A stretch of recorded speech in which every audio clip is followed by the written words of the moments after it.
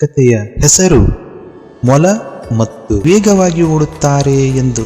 ಆಮೆ, ಇಲ್ಲ ಇಲ್ಲ, ನಾನು ಯಾರು ವೇಗವಾಗಿ ಓಡುತ್ತಾರೆ ಎನ್ನುವ ಪಂದ್ಯಕ್ಕಿಂತ ನಾವು ಮೊದಲು ಗುರಿಯನ್ನು ಮೊದಲು ಯಾರು ಮುಟ್ಟುತ್ತಾರೆ ಎನ್ನುವ ಪಂದ್ಯವನ್ನು ಆಡೋಣ. ಅದಕ್ಕೆ ಮೊಲ ತನ್ನಲ್ಲಿಯೇ ಹೇಳಿಕೊಂಡಿತು, ಎರಡೂ ಒಂದೇ, ಪಂದ್ಯ ಯಾವುದಾದರೇನು, ಯಾರು ಮೊದಲು ವೇಗವಾಗಿ ಓಡುವರು ಅವರೇ ಗೆಲ್ಲುತ್ತಾರೆ. ಅದಕ್ಕೆ ಮೊಲವು ಪಂದ್ಯಕ್ಕೆ ಒಪ್ಪಿಕೊಂಡಿತು. ಪಂದ್ಯ ದಿನವನ್ನು ನಿರ್ಧಾರ ಮಾಡಿದವು. ಪಂದ್ಯದ ದಿನ ಬಂದಿತು. ಎರಡು ನಿರ್ಧಾರಿತ ಜಾಗದಲ್ಲಿ ಕೂಡಿದವು. ಪಂದ್ಯವನ್ನು ಆರಂಭಿಸಿದವು. ಇಬ್ಬರು ಓಡಲು ಆರಂಭಿಸಿದರು. ಅವರ ನಿರ್ಧಾರ ಮಾಡಿದ ಗುರಿಯ ಕಡೆಗೆ ಇಬ್ಬರು ಓಡಲು ತೊಡಗಿದರು. ಮೊದಲು ಆಮೆಗಿಂತ ತುಂಬ ವೇಗವಾಗಿ ಓಡುವುದರಿಂದ ಬಹಳ ದೂರದವರೆಗೆ ಹೋಗಿಬಿಟ್ಟಿತು. ಆಮೆ ನಿಧಾನವಾಗಿ ತನ್ನದೇ ಆದ ವೇಗದಲ್ಲಿ ನಡೆಯಲು ಪ್ರಾರಂಭಿಸಿತು.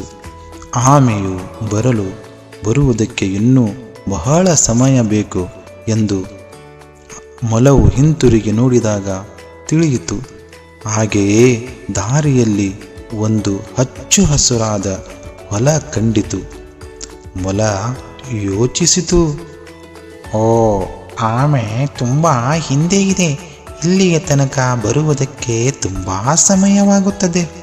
ಅಷ್ಟರಲ್ಲಿ ನಾನು ಸ್ವಲ್ಪ ಆಹಾರ ಸೇವಿಸುತ್ತೇನೆ. ಮೊಲವು ತರಕಾರಿಗಳನ್ನು ತಿನ್ನಲು ಪ್ರಾರಂಭಿಸಿತು. ಹೊಟ್ಟೆ ತುಂಬ ತಿಂದೊಡನೆ ಮೊಲ ತನ್ನಲ್ಲಿಯೇ ಹೇಳಿಕೊಂಡಿತು, ಓಹೋ, ಆಮೆ ತುಂಬ ದೂರದಲ್ಲಿದೆ, ಅದು ಬರಲು ತುಂಬ ಸಮಯ ಬೇಕು. ಅಲ್ಲಿಯವರೆಗೆ ನಾನು ಸ್ವಲ್ಪ ವಿಶ್ರಮಿಸುತ್ತೇನೆ, ನಂತರ ವೇಗವಾಗಿ ಓಡಿ ಗುರಿ ತಲುಪುತ್ತೇನೆ ಎಂದು ಹೀಗೆ ಹೇಳಿ ಮೊಲ ನಿದ್ರೆಗೆ ಜಾರಿತು. ನಂತರ ಆಮೆಯು ಆ ದಾರಿಯಲ್ಲಿ ನಿಧಾನವಾಗಿ ಬರುತ್ತಿತ್ತು. ಆಗ ಮೊಲವು ಮರಗಿರುವುದನ್ನು ಕಂಡ ಆಮೆಯು ತನ್ನ ನಡಿಗೆಯನ್ನು ಮುಂದುವರಿಸಿತು. ಮೊಲವನ್ನು ಎಬ್ಬಿಸಲು ಪ್ರಯತ್ನಿಸಲಿಲ್ಲ. ಆಮೆ ಇನ್ನೇನು ತನ್ನ ಗುರಿಯ ಕಡೆಗೆ ನಡೆದು ಹೋಗುತ್ತಿತ್ತು. ಆಗ ಮೊಲಕ್ಕೆ ಎಚ್ಚರವಾಯಿತು. ಅದಕ್ಕೆ ತಿಳಿಯಿತು ತಾನು ತುಂಬಾ ಹೊತ್ತಿನಿಂದ ಮಲಗಿದ್ದೇನೆ ಎಂದು. ಆಗ ಸುತ್ತಲೂ ನೋಡಿತು.